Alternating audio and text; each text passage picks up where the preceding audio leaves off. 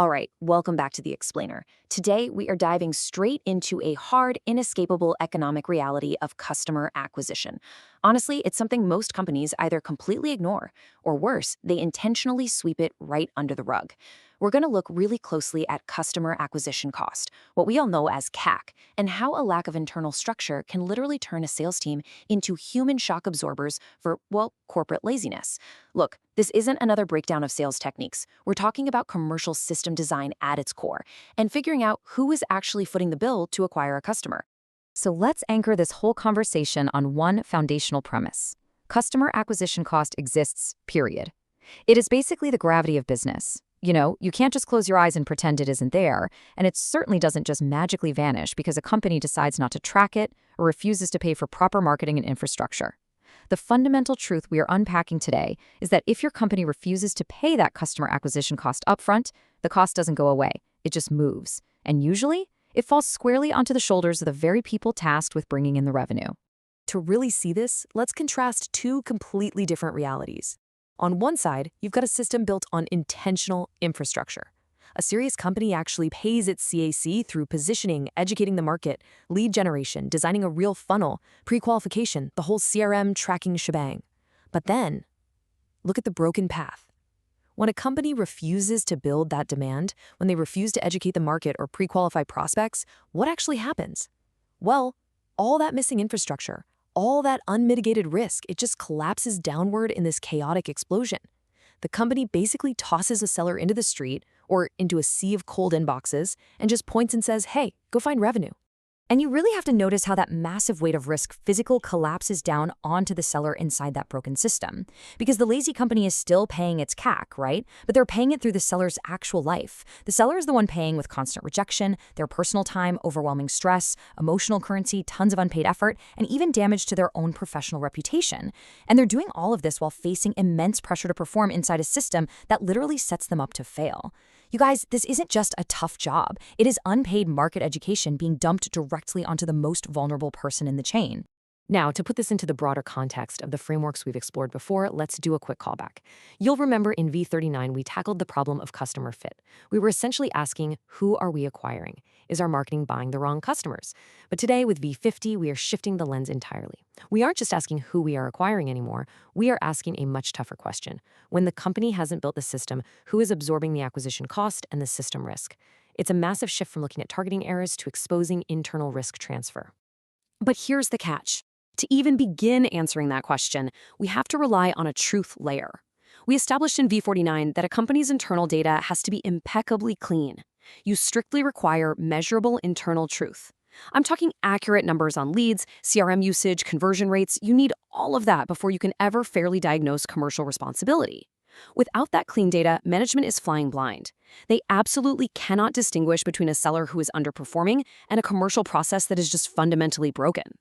Which brings us to the -1 standard. Think of this as the official blue price tag of accountability. Under this negative price standard, we have to ask one brutal clarifying question when a deal goes south. Who owns the missing value? When a sale fails and the process shatters, this standard demands that we stop our knee-jerk reaction of automatically pointing at the salesperson. Instead, we have to trace the failure back up the pipeline. We have to find out exactly where the value went missing in the first place. When you do that, all those standard management excuses instantly collapse, and it forces the company to take a long, hard look in the mirror. So the absolutely crucial takeaway here is that -1 completely reverses the traditional diagnostic flow. The old diagnosis for weak sales was, frankly, incredibly lazy. It was just blame the seller, demand way more activity, and yell at them to sell harder. Now, let's be clear, this doesn't mean every single outbound sale is wrong, or that salespeople are always completely blameless, or that cold sales jobs are literally illegal. Not at all. But it absolutely does mean we have to stop hiding behind demands for sales hunger and actually start inspecting the system. If sales are low, you must inspect the lead quality, inspect the education the prospect received, inspect the funnel itself, and measure your actual CAC. And that brings us right into the commercial system audit. These are the highly uncomfortable questions that immediately separate serious commercial directors from the ones who are just operating in total anarchy. What is your lead source mix? What's your CAC by channel? What is your actual conversion rate by funnel stage? What educational assets do your prospects even see before they are contacted? A serious leader is going to engage with these numbers, even if they're ugly. A weak leader, well, they get defensive. They default to cliches like, hey, sales is all about attitude, or we've just always done it this way. Listen, that defensiveness is a flat-out confession that they don't have a system at all.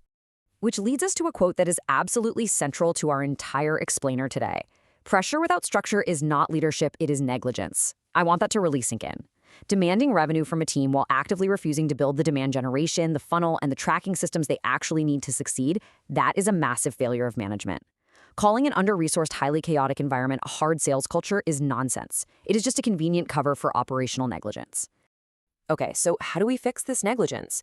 We have to build a continuous, accountable commercial system. And it starts right at the beginning. Pipeline build. You absolutely must position and educate the market to create context way before you ever demand a close. A fair, functional company creates market context up front so the seller doesn't have to start from absolute zero. They shouldn't be forced to perform unpaid market education on the fly while sweating through a cold call. And once you've started educating the market, the very next requirement is structure. You must pre-qualify your prospects and design a real, functioning funnel before the human conversation ever even takes place. Sellers shouldn't be asked to treat every random cold contact as an equal opportunity. Think about it. You wouldn't ask a surgeon to operate on someone before they've even been through triage, right? The company has a strict responsibility to ensure a structured path exists. The prospect needs to be vetted and warmed up. That is how you actively protect your seller's incredibly valuable time and energy. Furthermore, if you want an accountable system, it demands hard evidence. You have to enforce CRM discipline and actively measure your CAC and conversion benchmarks. Now, I want to be super clear on this point. CRM usage in this model is not just decorative administration. It's not busy work designed to keep middle managers happy. It is mandatory evidence. These numbers are what make your acquisition economics visible to the whole company. You absolutely cannot fairly judge a salesperson's performance if you aren't rigorously tracking the environment they are forced to operate in. And finally, we reach the human element. In a properly built pipeline, the seller conversation happens with an informed buyer, and it's always followed by a strict win-loss analysis. The ideal human interaction should only take place after the buyer already understands the value. The business has already done the heavy lifting of positioning and education. Once that system is fully built out, then and only then can you fairly hold a salesperson accountable for their execution. And when a deal is won or lost, the company actually studies the data to learn why, rather than just brushing it off and reducing every failure to a lack of seller attitude. So this fully built pipeline gives us our brand new standard for diagnosing failure. We call it the accountability reversal flow. When a failed sale occurs, you do not start with the rep. First, you check the lead quality. Then, you check the education and positioning. You check if the funnel and CRM were actually utilized properly. You look closely at the conversion data. You ask that crucial question, who owned the missing value? And only then, after you've confirmed that the commercial infrastructure actually did its job, do you assess the seller's performance inside that specific system. If a company outright refuses to follow this flow, we arrive at a pretty chilling conclusion. A business model that only survives by undertraining its sellers, sending them out completely cold, hiding the real CAC, and then turning around and blaming them for weak conversion, well, it deserves to be replaced. Because it is not a sales strategy, it is a risk transfer machine. Forcing individuals to absorb the cost of a company's lack of positioning isn't building a tough sales team. It is actively and unfairly exporting corporate risk downward. Which brings us right back to that gravity of business we established at the very beginning. A company cannot hide its customer acquisition economics inside the psychology of its salespeople. Customer acquisition cost does not disappear when you remove the system. It doesn't vanish when you refuse to build the infrastructure. It simply moves, and someone always pays it. In broken companies, the salesperson is the one picking up the tab through burnout, chronic stress, and lost income. So that leaves us with one final, provocative imperative for you to take away today. Build demand before demanding results. The role of sales should be conducting the highly strategic human conversation inside a system that can be measured and improved. They are not there to act as a human substitute for the marketing and infrastructure the company was just too lazy to build. Take a really hard look at your own organization today. Ask yourself, who is truly paying the hidden taxes of customer acquisition right now? Because that is a question every focused learner and every serious leader absolutely needs to answer.